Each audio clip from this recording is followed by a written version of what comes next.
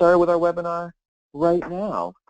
First things first, I'd like to introduce our guest, Mel Lester. Mel Lester of BizEdge is a management consultant, trainer, and contrarian strategist specializing in helping AE firms improve business performance and create competitive advantage. His diverse consulting experience includes strategic planning and implementation, leadership development, marketing and business development, client service, project management, employee engagement, and behavior-based safety.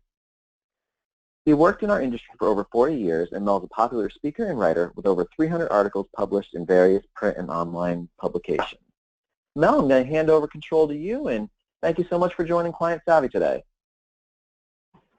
All right, thanks, Rob, and welcome to all of you, and thanks for joining this webinar. I'm going to try to, in the next 90 minutes or so, I'm going to try to pass along as much information as I can on this topic. I do want to encourage you, if you have more questions, we're going to have a little time at the end for you to ask your questions now, but if you'd like to continue the conversation, I'll give you my web information and with my contact information there, and I encourage you to give me a holler later if you'd like to talk about these ideas further. Don't feel like you can't talk to me without hiring me.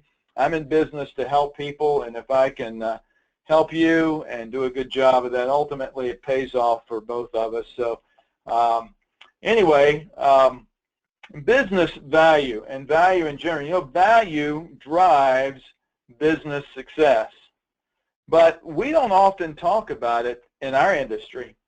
We're more inclined to think about quality or expertise or experience when we're looking for ways to distinguish our firms in the marketplace. We don't often think in terms of how can we provide greater value to clients as a strategy. And I want to encourage you to shift your attention to this issue of value, and specifically business value. Now, if we wanted to think in terms of client perceptions of the value that we deliver, one of the ways that we might measure that would be our multiplier. That's basically how much we are able to mark up the cost of doing business for clients. And it's interesting looking at, you know, when you compare the average multiplier in our industry, which is about a 3.0, it's been there in that range for about as long as I've been in this business. If you compare it with attorneys and accountants and business consultants, you can see there's a substantial difference there. Now, I had to include the graphic designers as well, I guess because my son is one, and it's a little bit disheartening to see that graphic designers have a higher multiplier on average than we do.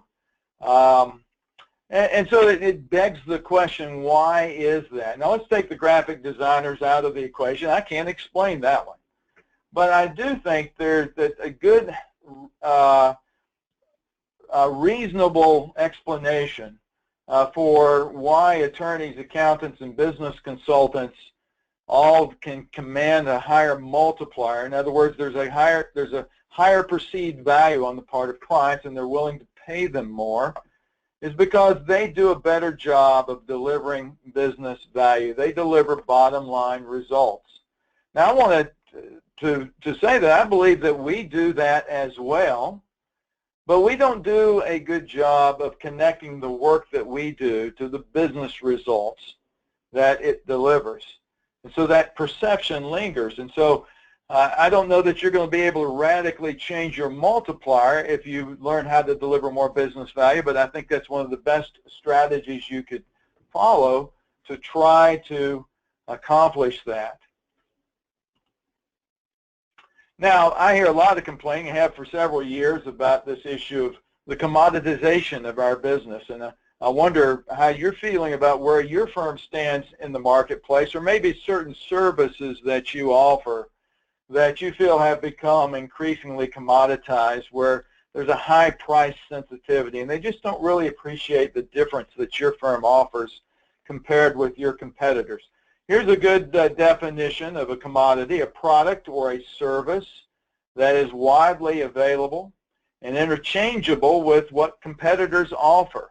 And obviously, when there's little perceived difference between them, how do buyers choose one firm versus another, or one option versus another? Well, they typically look at price. And that's why we often associate the price pressure with commoditization. And so basically in a commodity lacks a distinct selling point. And imagine that all of us to some degree have faced some of these pressures. And that's another reason this is a value issue. When we find ourselves in a situation where we're feeling the pressures of commoditization, that at its heart is a value issue. And that's why we should give more attention to this whole issue of how do we deliver more value to clients that we might receive more value back, not only in compensation, but in loyalty and opportunity. There's a lot of things at play when we're able to deliver greater value to our clients. So let's start with a basic definition of value. Here's mine: the perceived benefit received minus the associated cost. Now, some important distinctions here. It's perceived. It's not necessarily what we think is the benefit. And there's always the cost, other side of the coin. So there's how much does it cost to receive that benefit. So the more benefit we receive compared to the cost, that's what we call a great value. Now, when we're talking about business value, that's delivering business solutions with a high benefit to cost ratio. A few other truths about value. One is this: value is personal and subjective. We don't get to determine what the client thinks is valuable. That's pretty straightforward, but sometimes we find ourselves making those kinds of choices, and we may not recognize that what we perceive as valuable may not be what the client perceives. If you want some evidence of how personal and subjective perceptions of value can be, check out eBay. For example, it's been a while, a few years ago, there was a half-eaten piece of a cheese sandwich that with a lot of imagination, you can imagine the image of the Mother Mary on it, and that went for $28,000 on eBay. Now, maybe that was a gimmick. There was a business that bought that, perhaps as a marketing gimmick. But anyway, you could look at several other examples of where people perceive a higher value for something than others would. And that takes us to our next point here, and that value is delivered in both tangible and intangible ways, which makes me think in terms of another eBay example. I'm a musician and a guitar player, and I'm fascinated to have seen people selling air guitars. Now, air guitar, if you don't know, that's when you're holding this imaginary guitar in your hand, and air guitars have been sold on eBay upwards of $100, if you can imagine that. I saw a little exchange on one of the musicians forum one time. Some guy said, I got this great deal on a custom air guitar, and I just paid $75 for it. Is that a great deal or not? And somebody said, well, it depends on what particular model it was. And somebody else chimed in and said, I'll sell you the custom amp that goes with it for just $50. And so so value is both subjective, and it's tangible and intangible. But let's bring that home to our business, because those elements apply as well. Let's take the tangible and intangible. Consider this option. It delivers better system performance, which is something's measurable. You can that's a tangible benefit, but it's more of a hassle to operate and maintain. So there's that intangible cost. You compare that with option number 2. It gains greater public acceptance, an intangible benefit, but costs several $1,000s more to operate, a tangible cost. If you're not thinking in terms of tangible and intangible aspects of value and recognizing that it depends upon the client's perception, then I would encourage you to think in those terms. In fact, as you're putting together solutions, whether in the proposal stage or at the scoping stage, I would encourage you to think about the value that you're delivering and not look just only at the tangible aspects of that, but what about the intangible ways, because that's often a significant part, and particularly in architecture, but I think also in engineering, a significant part of the equation is that intangible benefit component of that. So for the rest of our webinar, we're going to focus on 4 ways to deliver greater business value, and obviously in the limited time we're kind of skimming across the surface here, but hopefully I give enough to at least inspire you to look deeper or to discuss this with your colleagues. So here's 4 that I want to suggest. Number 1 is to meet strategic needs, and that goes back to the comparison I made with other professional service providers. I think this is an area that we need to do a better job of being able to translate what we do in meeting strategic business needs. So we're going to talk a little bit about that. Number 2, to focus on a few markets, and I'm going to try to make a case why market focus is very important. Now, some of you're already very focused on a few markets, 1 or 2 or 3 or more, but some of you probably, with a group this size, are kind of generalist in terms of the types of clients that you work for. And in fact, you may view that as a competitive advantage to have multiple markets, but there is a cost in doing that, and I'll explain that in a little bit.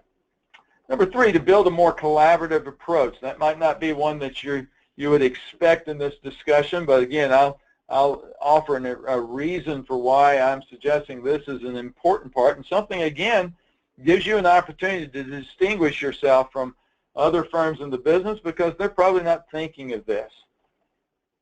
And number 4, to deliver exceptional client experiences. So let's take each one of those, and I'll give a little bit more of an explanation. Strategy number 1, meet strategic needs.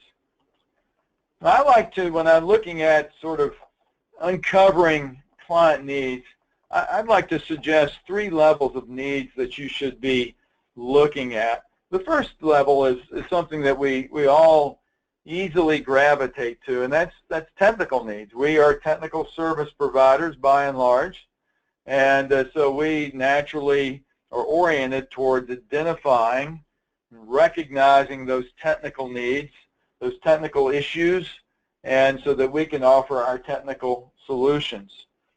That one doesn't need much explanation. The other that's really important to this particular discussion is strategic needs. Now, strategic needs are basically those needs that relate to the overall success of the client's organization. These are business outcomes, whether you're talking about an actual business or you're talking about a governmental entity, which are more missional outcomes, if you will, but we'll talk in terms of business value, whether it's a money-making venture or a public sector organization.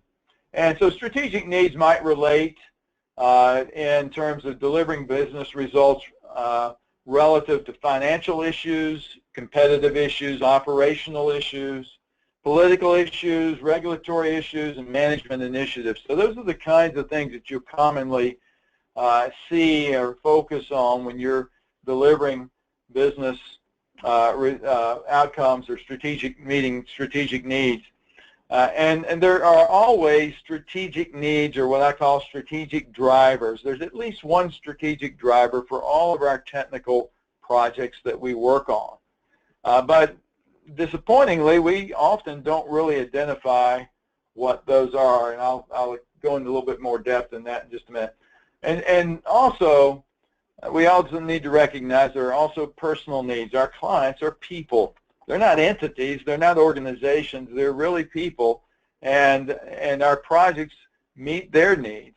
It may be there are personal win results of how this project helps them succeed in their job or their career, it may be the way that we serve them and the kind of experience that they have. And so when we talk about the client experience, a lot of that happens at that personal level. But I'm going to try to make a case that that's one way we deliver business value, is when we also do a great job of meeting those personal needs of those individuals within that organization. And in my experience, when you succeed at meeting both strategic and personal needs, that increases the value of the work that you deliver to clients. Now let's take an example here to illustrate this this matter of the strategic driver and the fact that we often, as an industry, struggle to really focus in on the why behind our project. So here's a proposal that I was working on for a very large AE firm. If I mention the name, you would all recognize it. I'm working with a couple of senior engineers, both with 35 plus years of experience, both friends of mine. And so I don't want to say anything that suggests I don't have great respect for them. They're very smart guys. But this story, I think, illustrates something I have commonly experienced over the course of my career. So the project is to combine two smaller existing wastewater treatment plants into one larger one, whether that would be a new facility or an expansion of one of the existing plants. This was in the coastal area along the Atlantic coast. And so as we were brainstorming a proposal, I asked the question that I always ask when I work on proposals, and I asked the question, why is the client doing this project now? Now there's two elements in that question. One is the why. I want to understand what's the strategic driver. What is it that this project is supposed to achieve? Which I think is an important question to know if you're trying to win the job, and certainly if you're trying to make that job a success if you've already won it.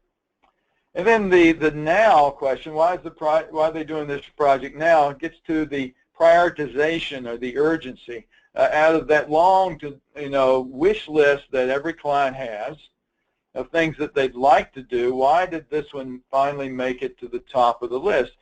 Give me an answer to that question, and I feel like I've got a good start putting together a winning proposal. But you would be amazed, or maybe you wouldn't, if you've been paying attention to this, you'd be amazed at how often I don't get a satisfactory answer to that simple question.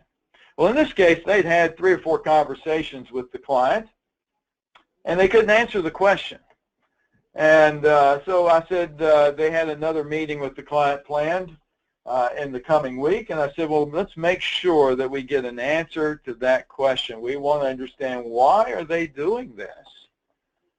So they had the meeting with the client, and they came back, and I said, so why are they doing it? Well, I forgot to ask the question. And I was a little perturbed, and I said, well, that's an important question to have an answer to. And the engineer kind of got a little upset at me. He says, but we can do the project. What does it matter? Well, I said, you can do the project, but you have to win it first. And they didn't win it, and it was no surprise. But again, this is not an isolated experience. I've had this same basic scenario again and again and again. We just don't naturally gravitate towards asking the strategic questions. What is the strategic driver behind this project? What is the why question? What is the business outcome that ultimately our project needs to deliver? This might be one way to illustrate the disconnect that we often see. The upper box is sort of our consultant's view or the designer's view of the problem. We see technical problems, and then we want to come up with technical solutions. But to the clients, from the client's perspective, especially for executive decision makers who ultimately have veto power on whatever selection is made, they're looking at the business impacts from that technical problem. And then in terms of the solution, they want to know what kind of business results that solution will deliver. And if they're not specifically asking you to tell them that, then I think it's important that we make the connection. That adds value to what we do.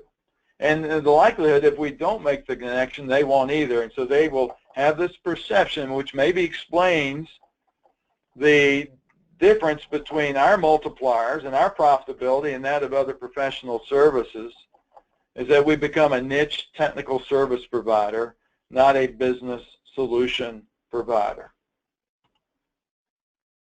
Now, if you're doubting me on this, one piece of evidence I would hold up that we struggle with this is project descriptions. Go read your project descriptions.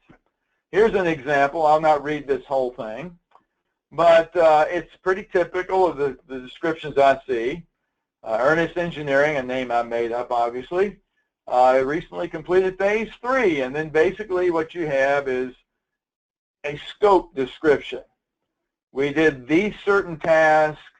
The projects included so many lineal feet of certain diameters of water mains and miscellaneous appurtenances. I love that word. We've got to get that in there. But there is nothing really there about why. Why did this project happen?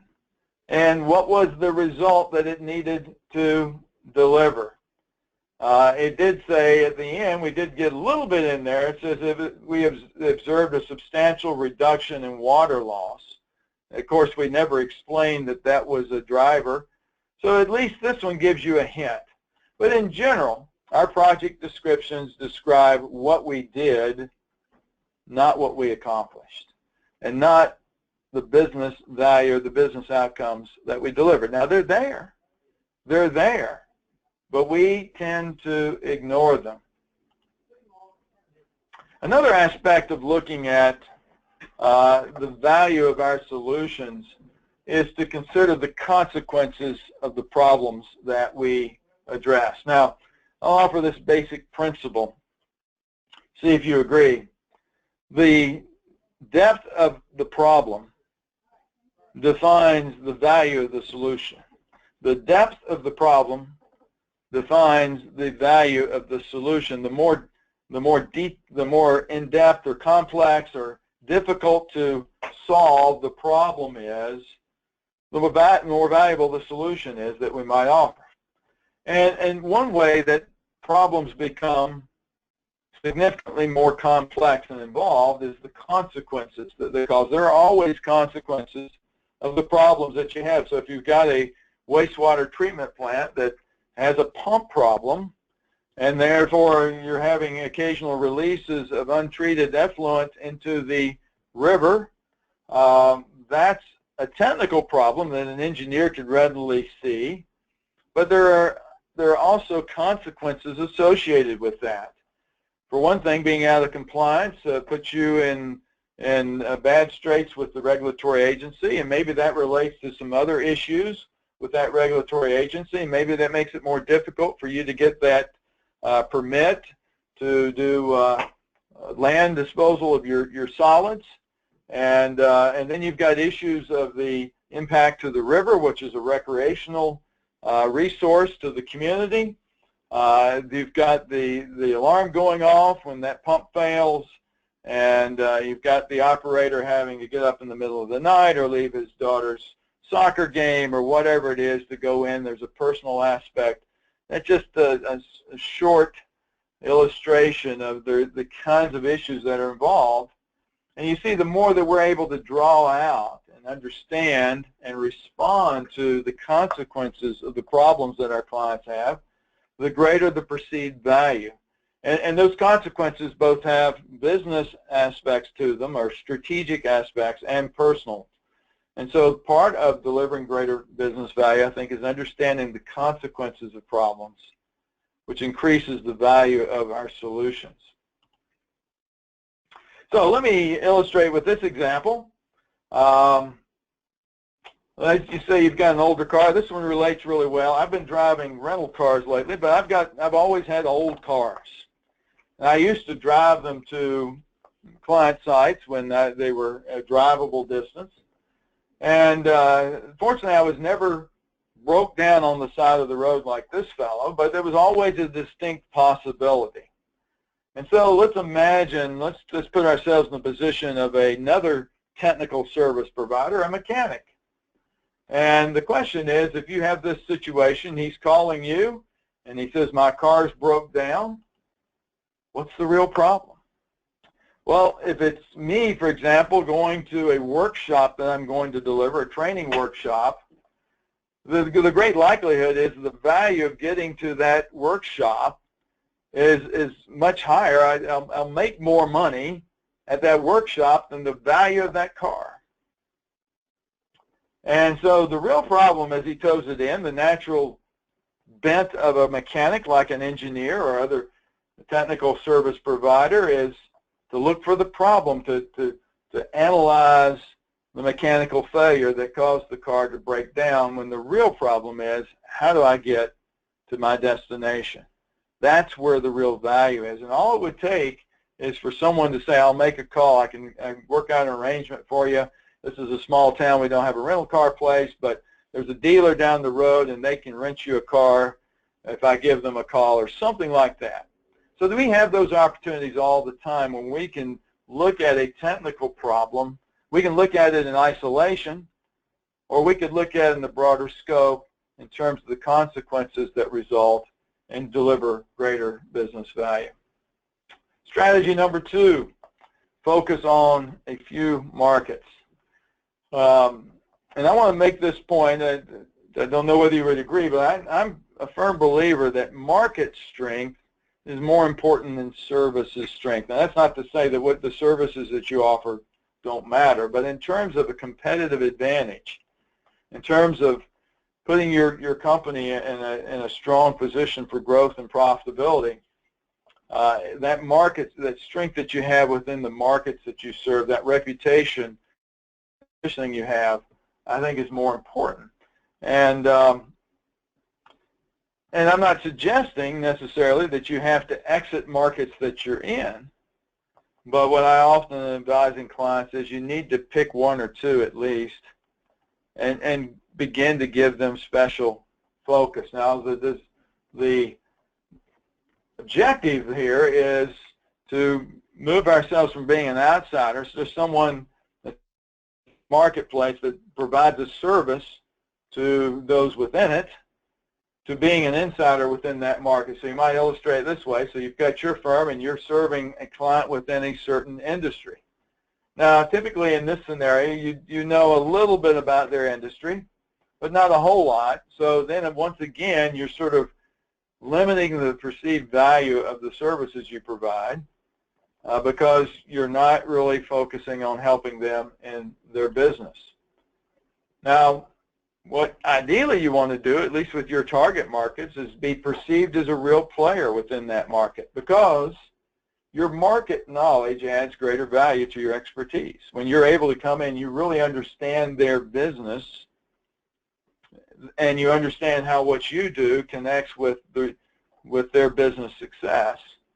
That adds greater value to what you're doing.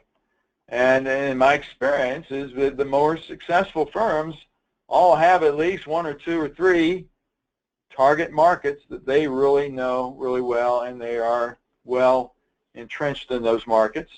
The firms that I work with that are sort of generalists and they provide their services to anybody, they typically are going to have lower profits and more struggles growing, especially in times like we've had recently where the markets aren't growing.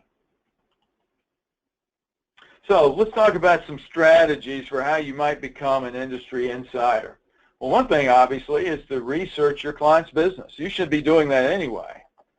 We have ready access. I'm old enough to remember when client research and market research involved going to the college library and spending hours there and not coming out with a whole lot of great information. Now we've got better information readily available at our desktop and don't even really need to be at our computer. We've got our phones and we can look up things on the fly. So if you're not researching your clients and their businesses, that's unfortunate, because that opportunity is there to really have a better understanding of what it is that they do and how you can better help them. Talk to them about their strategic needs, about their business. What kind of business results do they need to have? and develop a better understanding of how you can help them achieve those results through providing them the technical services that you provide. Get involved in their trade organizations. By involved, I mean more than just going to meetings, but getting involved in committees and making a contribution. My last employer was well established in 3 markets. We're a national environmental company. We had basically 3 markets that we served, and even though we weren't that big of a firm, 600 to 700 people, people were always surprised that we were that small because we had such big reputations within our target industries, petroleum being one of them, which has a lot of competitors, and it's a big industry, but people knew the name of our company within that that business. And a lot of it was because of our heavy involvement in the trade organizations, in committees, and we were part of the movement of helping promote risk-based cleanup standards. And we were at the forefront working for these different trade organizations at compiling the data and the results and the strategies to make a compelling argument to the regulatory agencies state by state for adopting more risk-based standards. And of course, that saved our clients and their fellow companies within that industry millions and millions of dollars. So that's a great way to endear yourself to clients. Share your expertise in writing and speaking. Develop helpful industry resources, guides, and checklists related to your particular specialization, but now you've tailored that specifically to that market. I know some of you are already doing some of these things. Build relationships with other providers, other insiders, that, complementary services that you can at least connect with these folks and share information, perhaps team up with them and strengthen your offering. Be sure you don't confuse, say, an elevated level of business development activity with an industry focus. I often see this when I do strategic planning, and people feel like, we're really focusing on the transportation market, or we're really focusing on the chemical manufacturers industry, or something like that. And what they're really doing, they're just stepping up their business development efforts. They're not really taking these other steps of trying to position themselves as being more knowledgeable about the business, or getting involved in the industry itself and becoming a player. And then you might want to hire people out of those target industries, make strategic hires. Another option that I encourage is the idea of what I call independent affiliates, which are sole proprietors like myself that have a strong resume, and they've got client contacts, but obviously they have limited resources.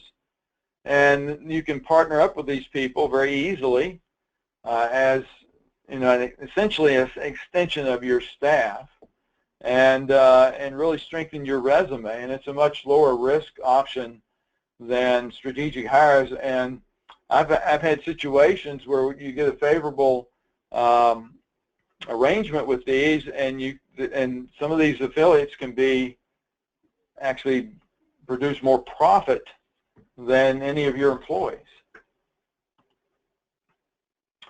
I want to talk a little bit about effective marketing and how it can help you become an industry insider. Now, you might be thinking, well, I'm not a marketing person. How is this relevant to me?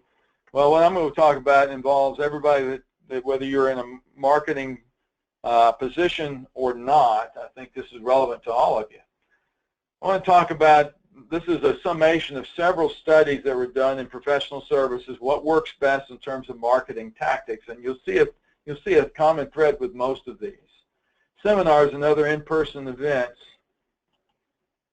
conference presentations, webinars, what I'm doing now, I'm doing marketing, articles in third-party publications, search engine optimization, articles posted on your website. I was a little surprised to see that high.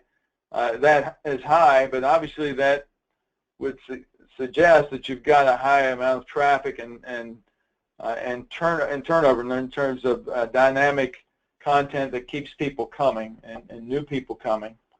I know a lot of your all's websites probably don't attract that much of a crowd. PR pitches to journalists, building those relationships that They call on you when they're looking for information relevant to what you do, and then an email newsletter.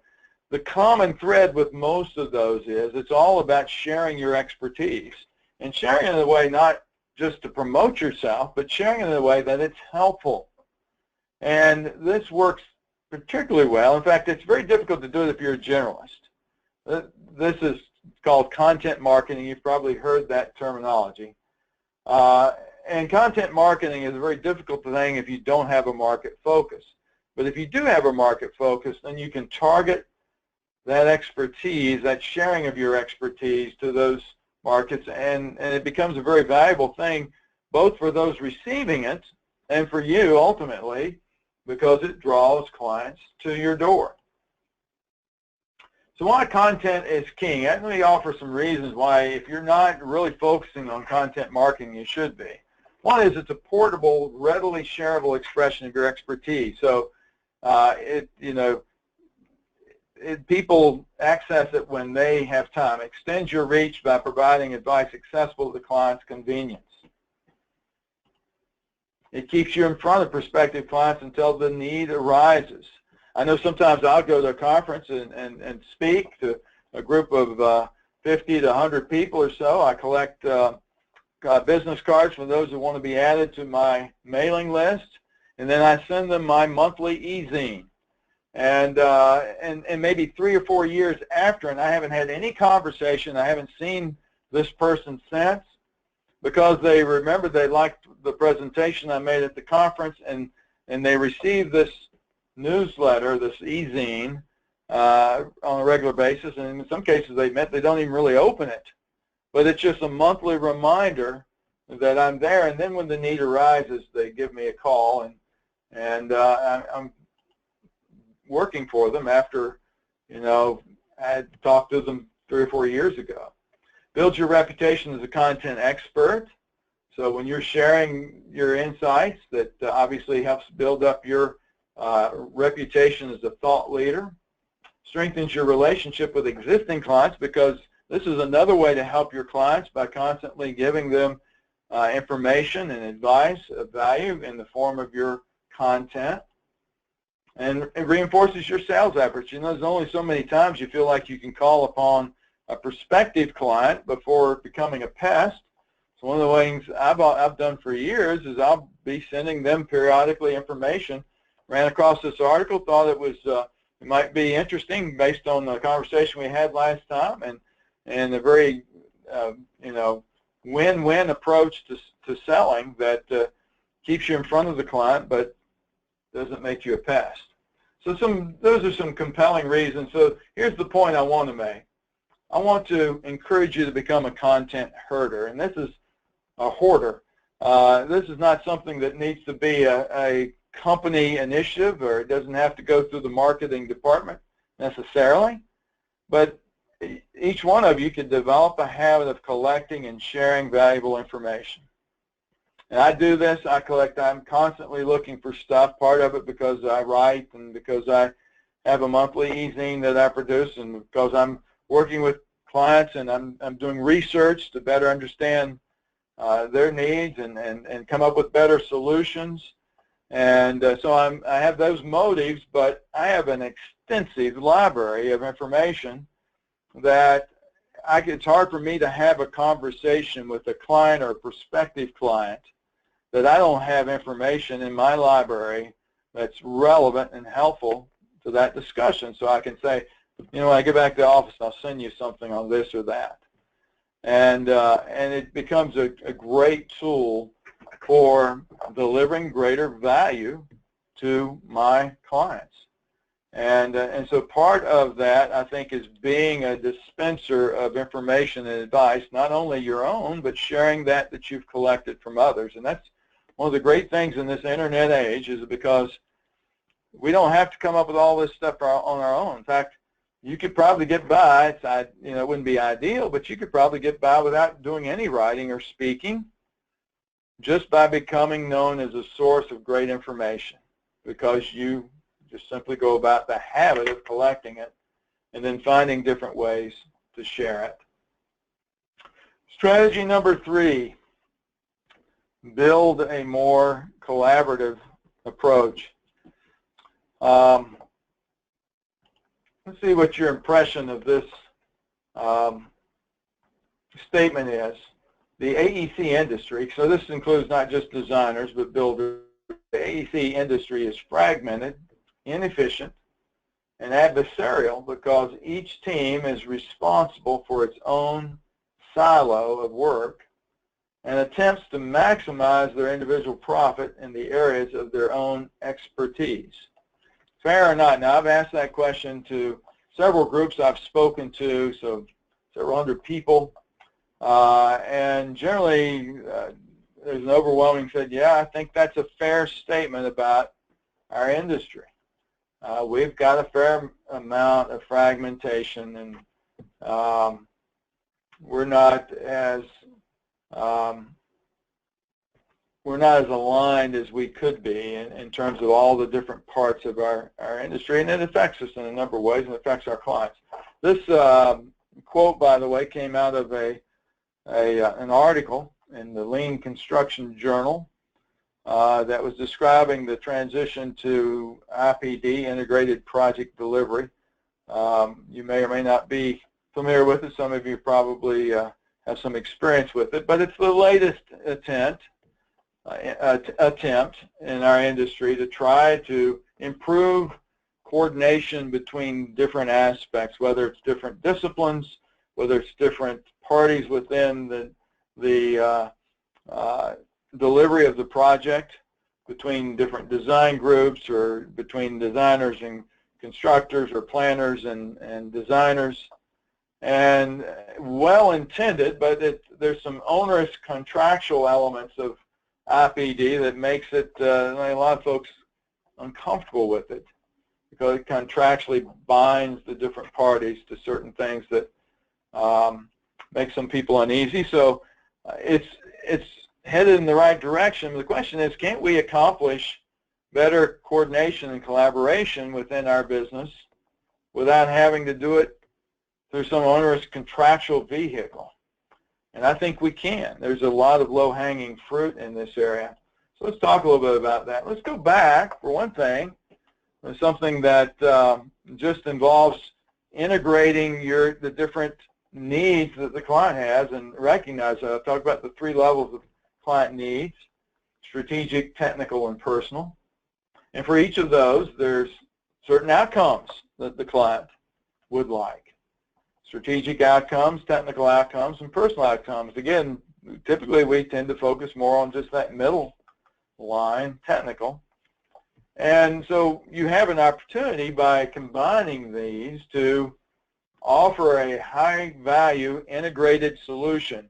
Now, if this sounds like something that's purely conceptual, I could tell you many stories of, I think, the success that I've had in the proposals that I've written. I spent many years as a proposal specialist, and including a couple of stops with national companies as the corporate proposal specialist. One of the things that sort of set apart the proposals that I would work on is that I would bring in these other aspects, the strategic and personal needs and outcomes, that nobody else did. And so, you know, might be talking about the business result. How many proposals do you read that goes into depth about the business results you're going to deliver? How many have talked about how you're going to serve and work with the client? Now, I'm going to come back on that point later. It's my fourth strategy. You know, I find, and I'll give you an example here. This was actually where I began to think in these terms. This goes back years ago when we were a finalist for a flood control project in eastern Colorado, and we were unsuccessful. We got down to the short list. It was us and one other firm, and I just happened to have a good friend who was the project manager for the competitor that won the job. And so I asked him, I said, so John, I'm just curious, what did you talk about in the interview? And I knew that our guys went in and they talked about all the engineering aspects of the project. And I think it was a federally funded project that was a huge project, but I think the total construction value was somewhere along the line of $2 million.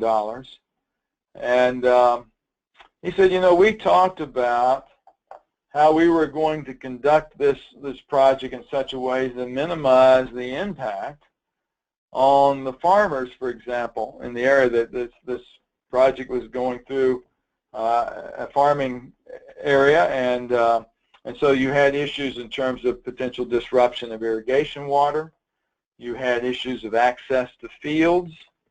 You had issues in terms of the timing of that. Over the course of the construction season, there are the farms go through certain cycles, and there's certain times when having access to their property or irrigation water or other things were in greater need, so they had to sort of align the two processes together, the farming and the construction. They talked to this thing ran through part of the little downtown. It's not a big community, but they wanted to talk about how they're going to minimize the impact on the businesses in that community.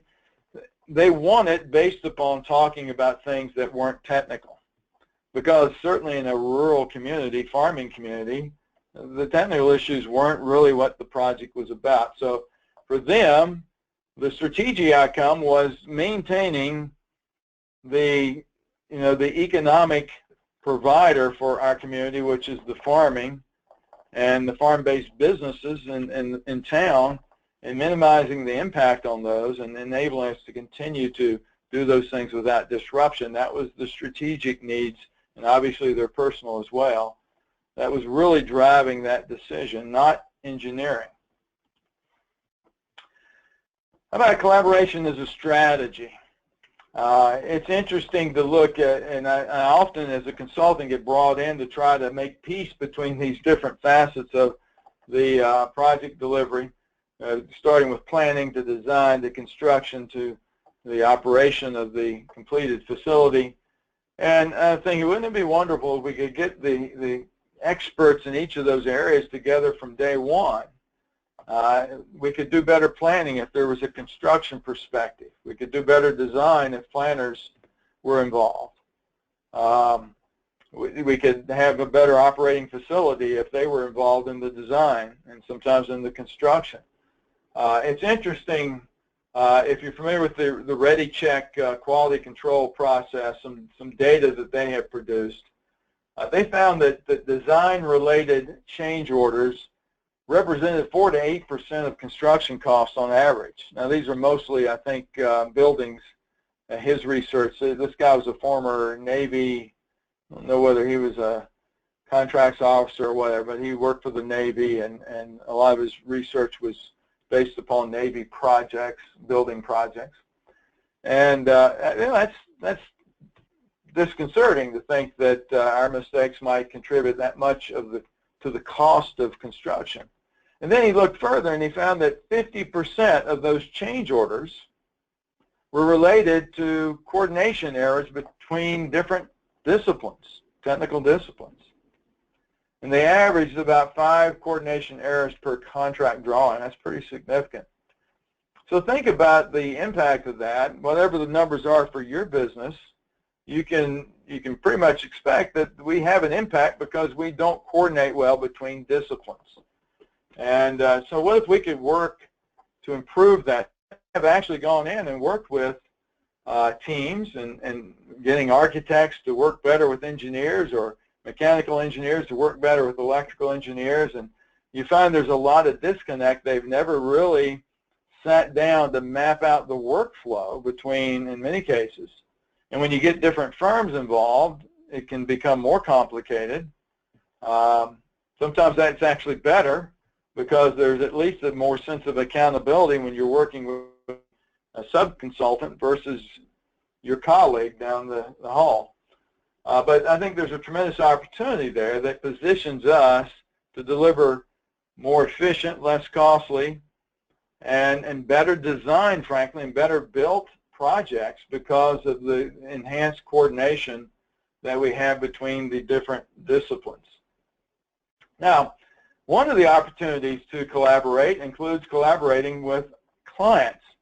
And one of the things that's interesting, I read a lot of business literature, and you often find that what's hot in business hasn't yet really been discovered in our industry. And so it gives you an opportunity to maybe position yourself for trends that are coming. And one of them is this idea of value co-creation. It's illustrated here. This is from a book. It's not a new book at all, but still a very good book called Clients for Life. It came out in 2000. And it shows basically this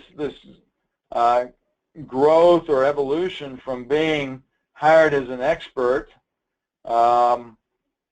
and ultimately positioning yourself as a trusted advisor, a term that we often use, but most people probably don't really have a clear concept of what that means. This is helpful. I like this term here at the bottom, the black box services. That's basically when you're the expert and you're sharing what you know, but not offering a lot of explanation. I see that even though our clients are increasingly sophisticated and oftentimes they know as much as we do about things, but there's still a tendency sometimes to just tell people this is we took this problem, here's the answer we came up with, and we don't share the thought process that went behind it. So one step we can make is to be more open in our work and how we developed our knowledge and our solution. So at the base level, you've got this knowledge sharing where you're the expert and you're sharing what you know, and sometimes not doing a great job of that.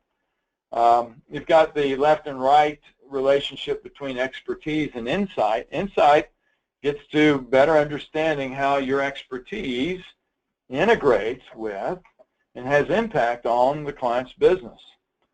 Now, when you get up to the top of this diagram, you see that collaborative relationship. And this is the notion. Here's what value co-creation is. This is when you're working with clients to together trying to come up with better ideas, better solutions, better ways to work together. And there's tremendous value in doing that. And you see, if you read the literature more and more, try Googling that, value co-creation. There's a lot of that going on now. Now, you might be thinking, I don't know how many of my clients want to do that. Well, it's like anything else. You have to demonstrate or be able to convince them of the value of doing so. Now, as a consultant, I've done a number of things that I think fall into this. For example, when you're starting a large design build project, I've been involved in several partnering sessions where we'll get the owner and the design team and the construction team together, and we'll spend a day determining how best for this team to work together and deliver the best possible project. And so you're looking at aligning goals, clarifying roles, making sure that we've defined the decision-making process and communication lines and all of those things to try to make that team work together better. I've done workshops where we've just had a client and they're a consultant. They're like an engineering firm, for example. And we spend a day talking about how to make that relationship work better, even after they've worked for many years together. Obviously, that's not something that's typically done. One I'm thinking of in particular where they had a 10-year working relationship, but they decided they wanted to look for opportunities to even do better working together.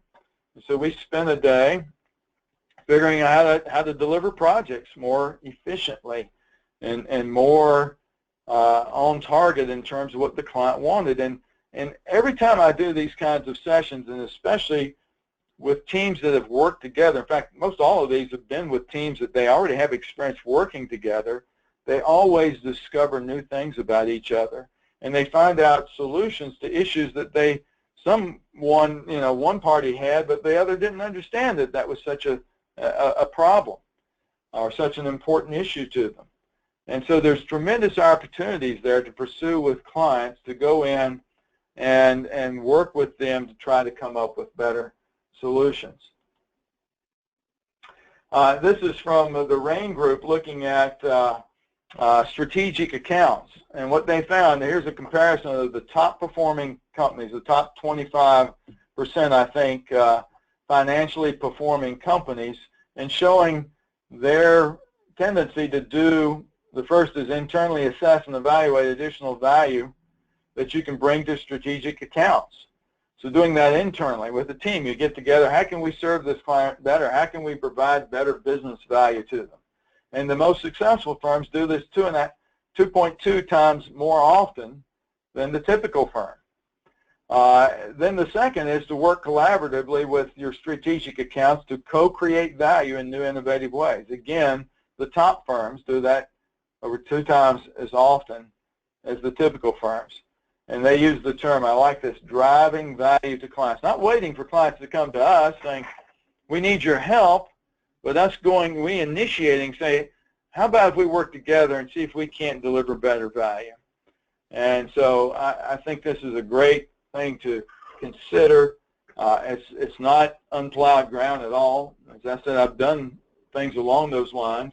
It's just a matter of you thinking of opportunities to do that and go take those opportunities with your top clients. Okay, strategy number 4, deliver exceptional client experiences. Now, when we talk about client experience, I don't know, you may be familiar with the term the experience economy. This is a book that came out some time ago that sort of coined the phrase experience economy. Basically, it is an acknowledgement that if you look at the top performing businesses, the one thing that seems to connect them is that they have the ability, or they routinely deliver these exceptional customer experiences. So, for example, Starbucks has lost a little bit of their luster, but they obviously took something that was very much a commodity, coffee. They came up with some enhanced products, but the thing that really distinguished Starbucks was this experience that you have. You go into this sort of hangout environment. You can take your laptop. You can be kind of a second office, and you sip your gourmet coffees, and you can download music for free.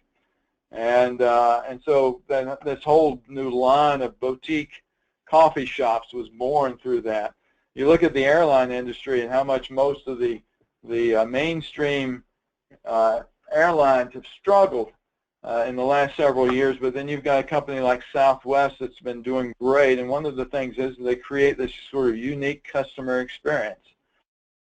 You can see on Facebook, periodically you'll have another video of some flight attendant, doing the different cartoon characters and doing his safety presentation and things like that. They just make it fun and enjoyable, not to mention the competitive pricing and everything. And so, and obviously Disney is another example. All these companies that excel in the experience economy. Now the question is any of this relevant to our business? And I think it is.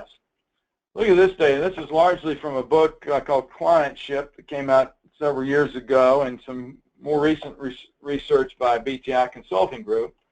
Basically what they found, when you ask clients, if you took the total value that we deliver and you divide it up into technical value and service value, or as I like to put it, the expertise we deliver and the experience that we deliver, clients said if you broke it out, it's about 50-50.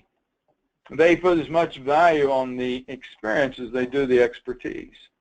Now, if you question that, I often like to follow up with this question. When you have lost a client, is it because you failed technically, or is it because you failed to provide them good service? And generally, 80% of the time, people say it's because we failed in terms of service value. So this may even be conservative in terms of what really affects the relationship. Now, when they ask consultants, what is it that distinguishes your firm? 80% said it's technical value. It's our services. It's our expertise. It's our quality. It's the range of services that we provide. Only 20% says it's because we provide great service value. That's a very significant difference between those two perspectives, what clients say they value and what their consultants say their clients value. I call it the value gap. I want to suggest that filling that gap is a tremendous opportunity to distinguish your company. Now you might be saying, is this really a business value issue? Well, I think it is when you consider how clients, the importance that they are giving to that experience.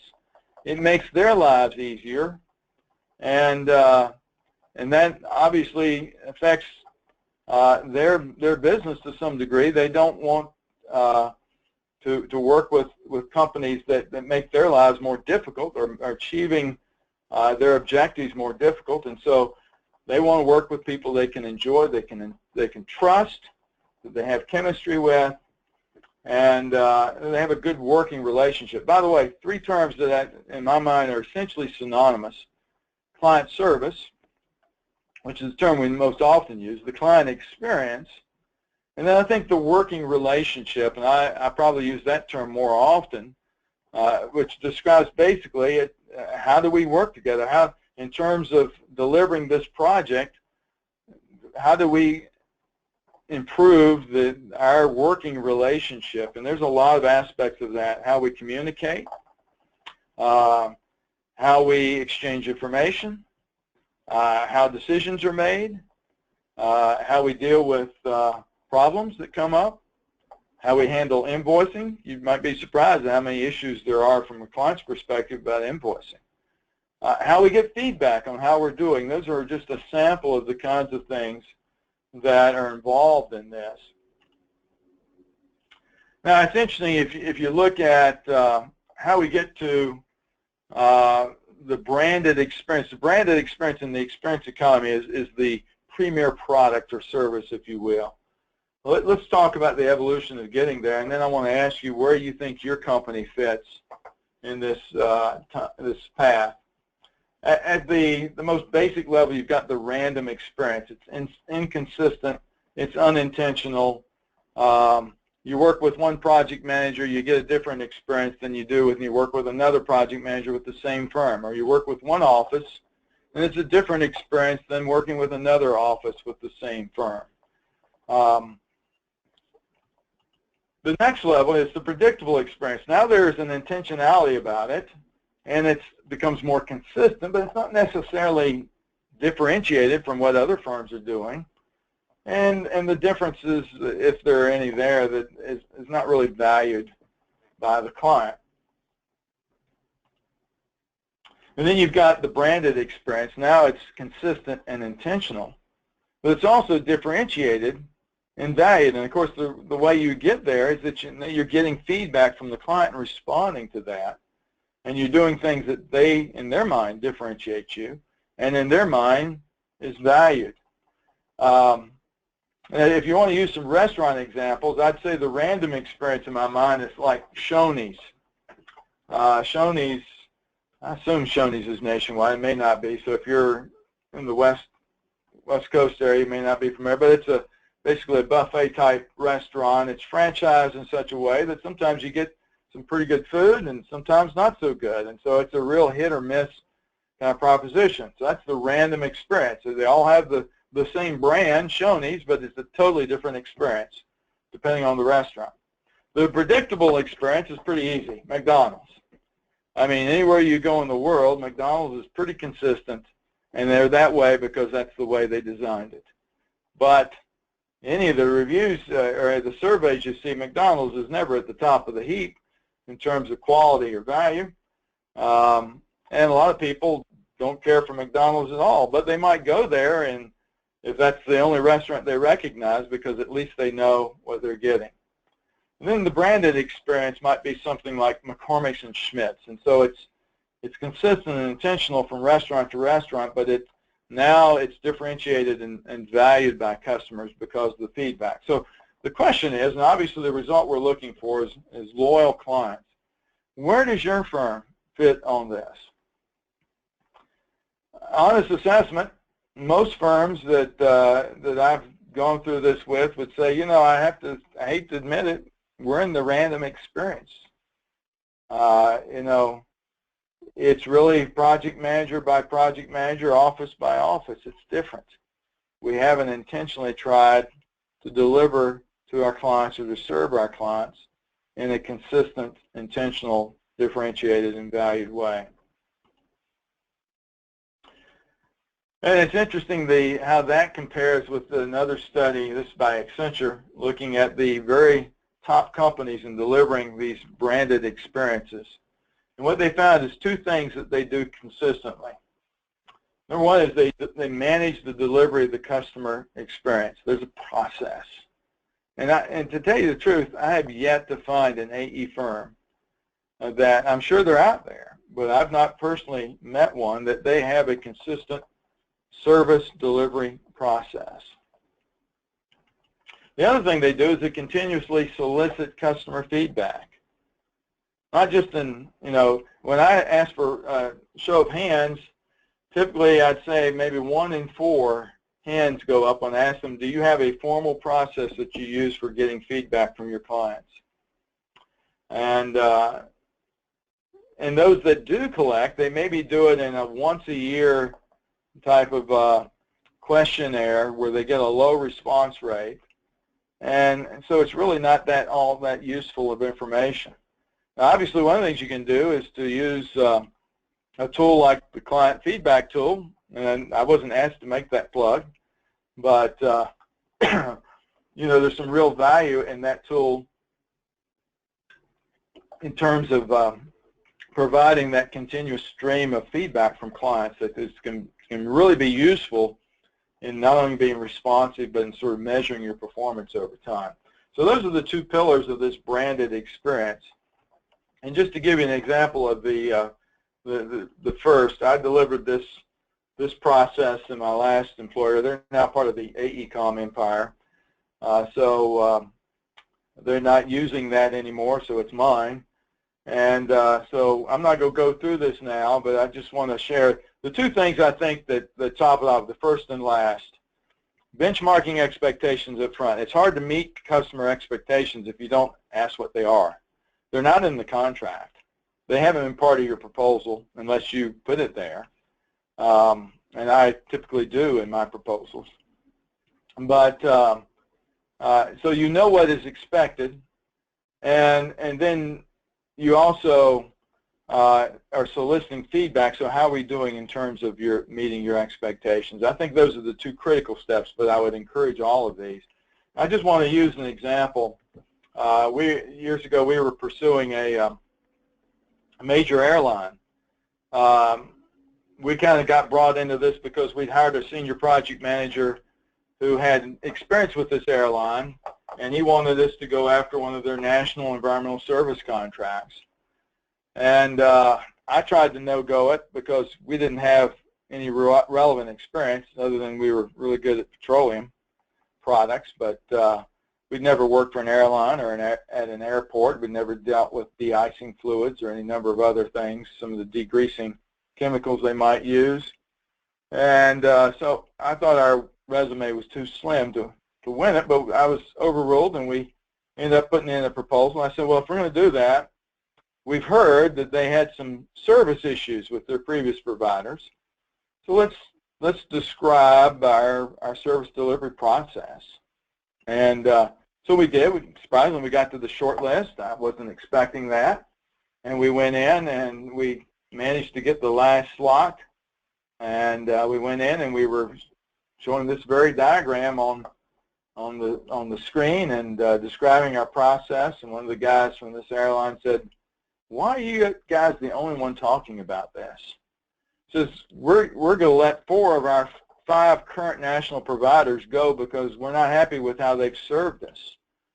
And we've had everybody come in and talk about how wonderful they are, but nobody has described, like you guys have, how you're going to serve us better. And we got one of those contracts with a very slim resume. And that's one of several examples I could give you where this process had a perceived value in the mind of the client and was responsible, in at least to a significant degree, in winning very large contracts and smaller contracts as well. But it's been a real difference maker sometimes with clients. So I would encourage you to think about that in terms of how you might deliver greater value to clients in ways that others aren't. So again, review what we've covered here, and then we can spend some time on questions. Hopefully you've got a few. Meet strategic needs. Focus on how your work produces business results. Focus on fewer markets, or on a few markets, even if you don't necessarily stop providing to all the markets you do, but give special attention to so that you really understand those, so you're able to better make the connection between what you do and delivering business results. Build a more collaborative approach, starting internally among the different disciplines in your company, and then among the different firms that you work with, and then ultimately to collaborate with the client in co-creating value.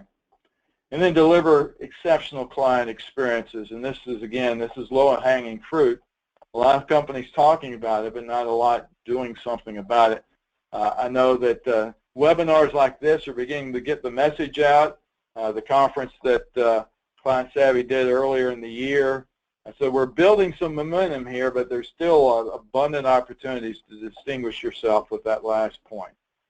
And with that, I'll close, but let me just show you. Here's my website, aeresource.com. It's a resource website. There's very little about me in there, but it's an attempt to provide the best internet resource that there is for AE firm leaders and business developers.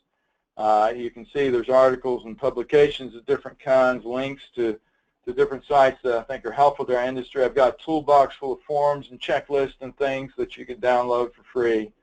And then go to the Contact tab to get my contact information if you'd like to continue this dialogue on the phone or by email.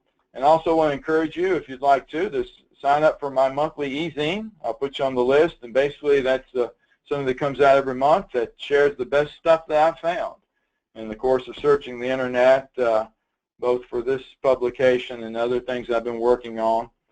And so with that, I'll open it up to any questions that you might have. I'd be glad to answer them or try. I got one that was content marketing sounds great in concept, but how do you get busy professionals to produce content you need to make it effective? Great question, and this is probably the #1 reason why we don't see more of it in our industry. That's not to suggest that in other industries where they do a lot of this, they don't have the same problem.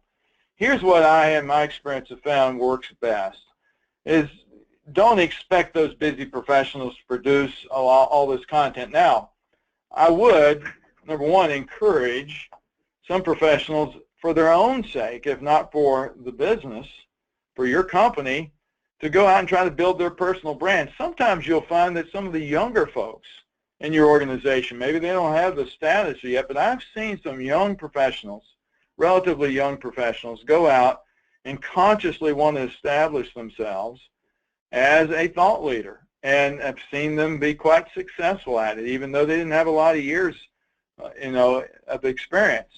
But they dug in, they learned about things, and it's a great way to build your personal brand. That increases the value you provide not only to your company, but to your clients. So I would encourage folks to think of it as a personal branding thing, to get your name out there, make presentations at conferences, write articles, that sort of thing. Now, in terms of the written content, where often this becomes more of an issue than getting people to speak at conferences and that sort of thing, I generally have stayed away from asking engineers or architects or scientists to write articles or papers. I basically look at either your marketing staff, or sometimes you can find some great values in terms of hiring contract writers. I like ex-reporters, and there's a bunch of them out there because they're used to writing about things, researching and writing about things that they're not experts at. And some of them are quite good at it. And so basically to interview your internal experts and then have this person, I prefer to put both names on there rather than have ghostwriters, and have then someone else write that based on that interview, and then give that the technical expert an opportunity, obviously, to review that and make sure it's correct. and accurate. And so that's usually the best way to produce in terms of your own generated content. We did that in my last job, and that was before I'd ever even heard the term content marketing. And we were quite successful at it. We had a contract writer who did most of this, and she wasn't a great writer, but she was very efficient, and she could turn out the stuff. And we were well published, and we had a 1-800 number that we assigned to all of our marketing activities, and we really diverted 80% of our marketing budget purely to content marketing. And that 1-800 number rang into my office. At that time, I was Director of Corporate Communications. And I would say in the first year that we started that we had calls come into my office, people calling us, and this is what you want. The best marketing has clients coming to you. And they would call us, and based upon that conversation, we were able to close the sales process with them. And I think we brought in $3 or $4 million just in the first year. We were starting to hit our stride, and then our parent company decided to. It's a long story, but basically we were a company that was formed through the merger of 6 environmental companies, if you can imagine that. And then they broke that up and sold us off because their core business was struggling, not anything to do with our business. So we didn't get to see where that was going to go. But for my clients I've worked with that have been able to make at least a reasonable attempt at it, they have been able to get a similar response, maybe not quite as successful, where clients are calling them because they're putting good, interesting content out there. And by the way, increasingly in my business, I don't have time to go out and make sales calls and that sort of thing. Increasingly in my business, I'm getting more and more clients because, well, there's opportunities like this, but increasingly because of things I've written and put out on the internet. And so I think there's some real value in that. So hopefully that helps. There's other ways. I've used college interns, not for writing per se, but to collect content. And you know, all these are very affordable options that you can use that are better than trying to tap into your technical experts. And again, if you want to talk about that more, I encourage you. Give me a holler. I'd be glad to go into more depth. Thanks so much for being with us this week. We're going to end a little bit early today. We appreciate everyone stopping by, and in the next couple days you'll receive a request for feedback for us, and we'd love for you to follow up with that. Mel, once again, thank you, and thank you everyone else for taking some time with us today.